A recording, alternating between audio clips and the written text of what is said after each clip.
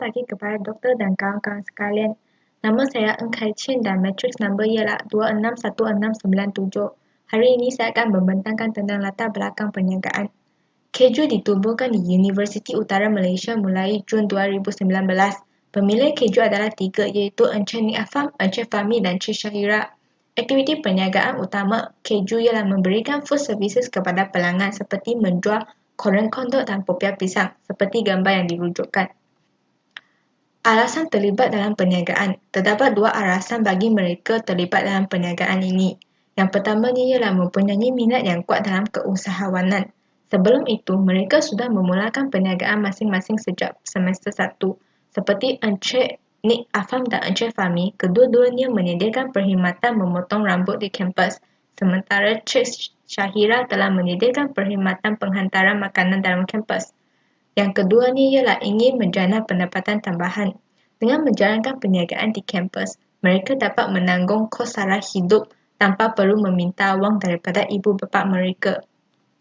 Masalah dan penyelesaian. Kami mengetahui 4 masalah yang dihadapi oleh KEJU. Yang pertama ialah lokasi untuk KEJU tidak sesuai. KEJU terletak di foyer SPM. Bukan semua pelajar di UUM mengetahui lokasi foyer SPM. Oleh itu, kami akan lebih fokus kepada membuat promosi dan pengiklanan. Kami akan menyiarkan menu melalui media sosial seperti WhatsApp dan Facebook.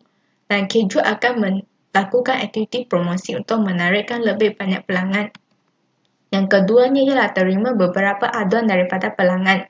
Kami menerima beberapa aduan daripada pelanggan bahawa KEJU di kondok adalah sangat sedikit dan tidak berbaloi dengan wang yang dibayar. Oleh itu, kami akan memasukkan lebih banyak KEJU ke dalam kondok kita dan memastikan bahawa harga yang dibayar oleh pelanggan adalah setara dengan makanan yang dihadapinya. Yang ketiganya ialah pemilik KEJU tidak selalu berada di kios. Pemilik KEJU adalah pelajar di UUM. Sebagai pelajar, mereka perlu memperuntukkan masa untuk mengulang kaji, membuat kerja rumah dan juga tugasan. Oleh itu, mereka tidak dapat berada di kios sepanjang masa.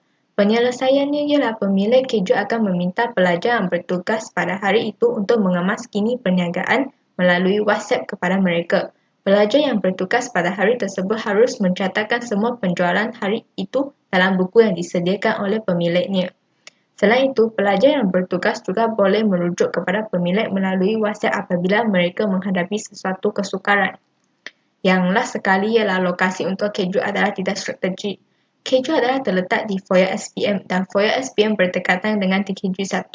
Ia tidak dapat diakses oleh semua pelajar, terutamanya kepada pelajar yang hanya mempunyai kuliah di TKJ 5, 6 ataupun SOIS. Oleh itu, KEJU akan menyediakan perkhidmatan COD iaitu Cash on Delivery kepada semua pelajar.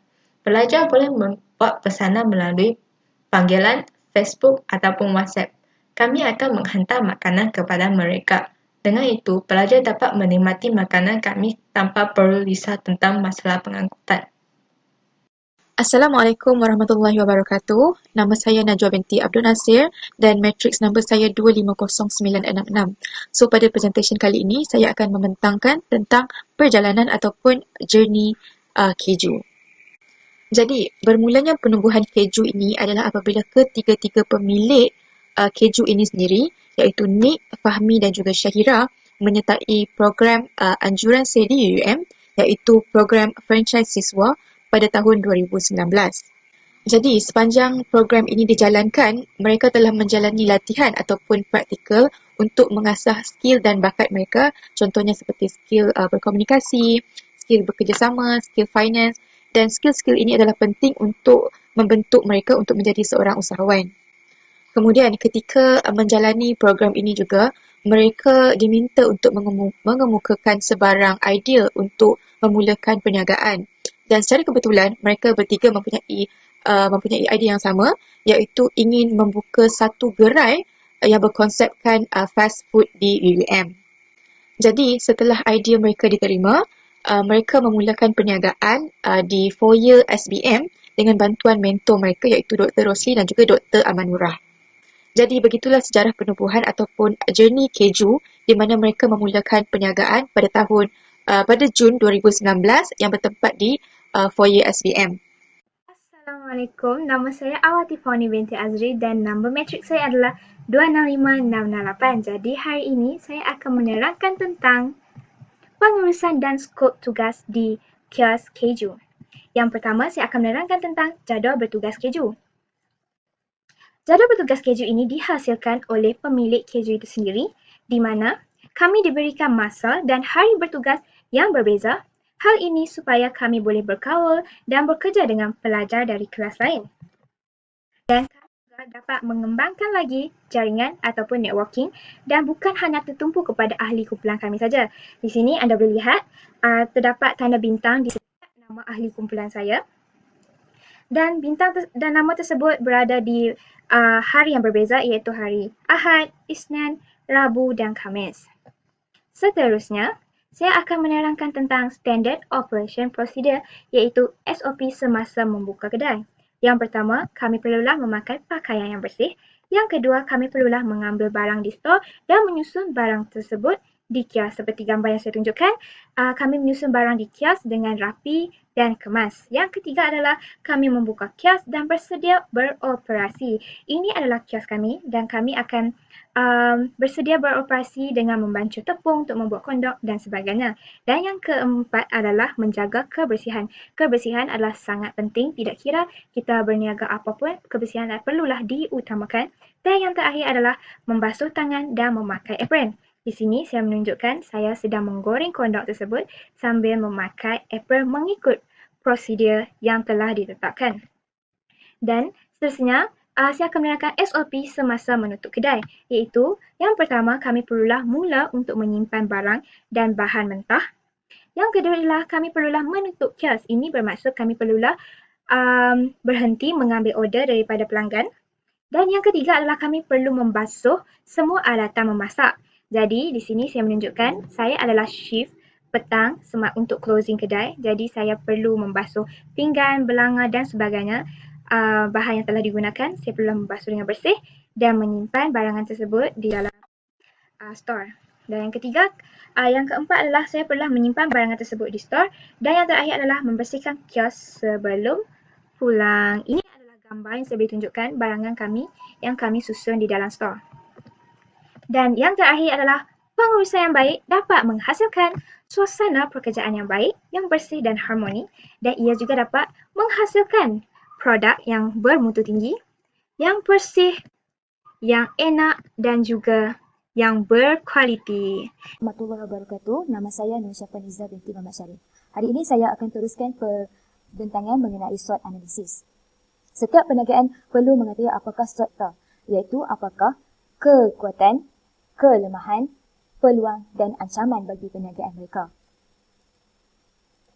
Yang pertama ialah kelebihan kepada orang lain. Kekuatan keju ialah menjual kondok yang merupakan sejenis makanan yang menjadi ikutan ataupun trend pada masa kini. Terdapat pelbagai jenis kondok yang dijual di kios keju dan menawarkan harga yang mampu dimiliki oleh pelanggan. Selain itu, mereka juga menjual pisang manja atau lebih dikenali sebagai potua pisang yang merupakan sejenis makanan yang menjadi permintaan masyarakat pada masa kini. Yang kedua ialah kelemahan. Kelemahan bagi keju ialah lokasinya yang terletak di foyer SDN dan juga kiosnya yang agak kecil. Seterusnya ialah peluang. Peluang ialah satu elemen yang boleh memberikan manfaat ataupun keuntungan kepada sesuatu perniagaan.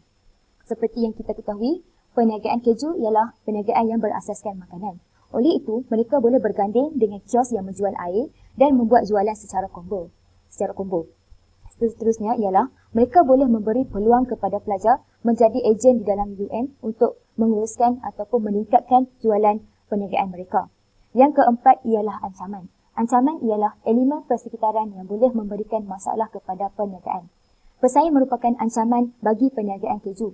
Contohnya seperti kios orden tonggek, roti bakar dan wafer, di mana mereka perlu bersaing secara sihat untuk memastikan perniagaan mereka dapat diteruskan dengan sempurna.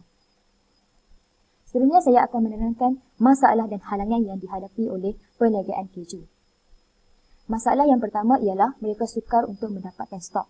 Contohnya, mereka perlu ke Changlun untuk membeli telur, tepung, gula dan sebagainya. Tetapi untuk mendapatkan bekalan cheese dan juga pembungkusan, mereka perlu ke pekan jitra. Jadi ini salah satu halangan yang perlu mereka hadapi.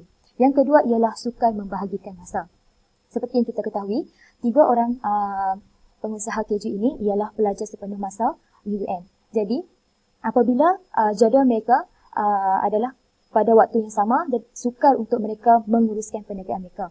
Oleh itu, mereka memerlukan student attachment untuk menguruskan perniagaan mereka dan secara tidak langsung ia dapat memberi peluang dan ilmu kepada pelajar bagaimana untuk menguruskan sesuatu perniagaan.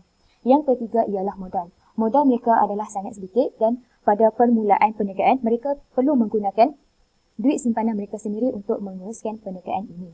Yang keempat ialah kurang permintaan daripada pelanggan. Di mana seperti kita ketahui tak ramai pelajar yang tahu bahawa di For Your SBM ini terdapat kios yang menjual makanan ataupun minuman.